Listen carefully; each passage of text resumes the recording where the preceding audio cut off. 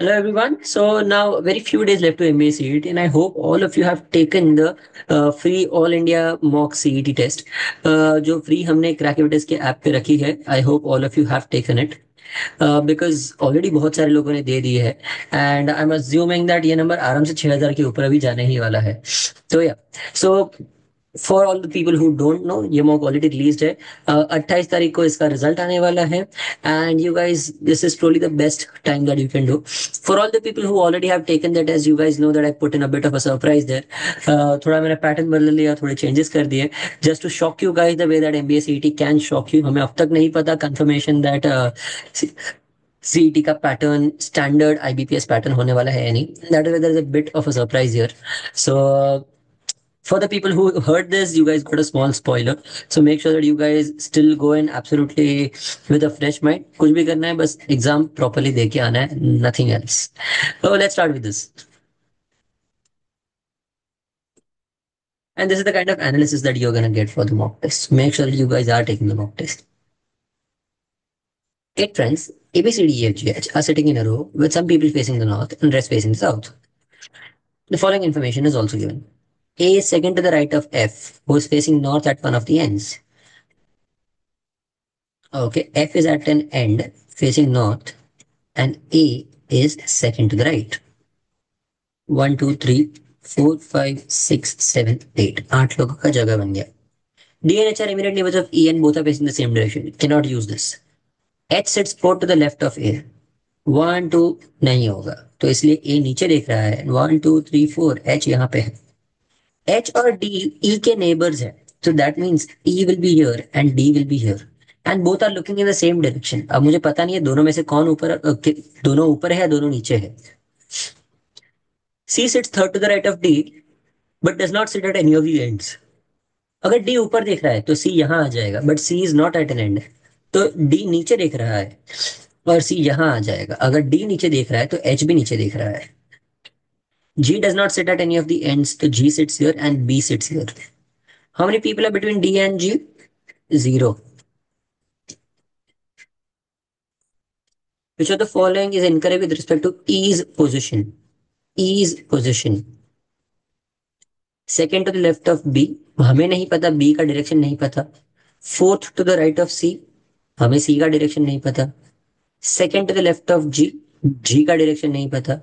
Third to the right of A, नहीं, उसके तो लेफ्ट में है. Immediate right of H, immediate right of H बराबर है. Immediate right of H is right. How many people definitely face north? Definitely face north. One. मुझे 1% guarantee है कि नॉर्थ देखता है. Which of these pairs constitute the immediate neighbors? Immediate neighbors. H A E G E C G B A E. H A E G E C G B A E. G B A E. मैंने किधर कुछ गलती किया? H A E G E C H A E G E C G B and A E. G B A and E. Let's see अगर अपनी सारी conditions properly meet हो रही है.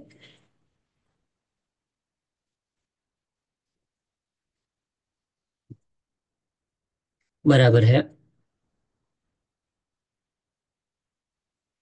हम्म. बराबर है. तो हम बाकी सब चीजें देंगे. Some people facing north and rest facing south. तो यू कैन नॉट डिटरमाइन. इन पांचों में से एक्चुअली कोई भी नहीं है. I guess there is a mistake on this question का ऑप्शंस वाला part. The answer has to be none of these. तुम्हें लगता है ना काश ये सीईटी में कर सकते हैं? मेरा एक ऑप्शन बना के लिख दो. G is third to the right of H. पहले लिख देते F C A G D E H B.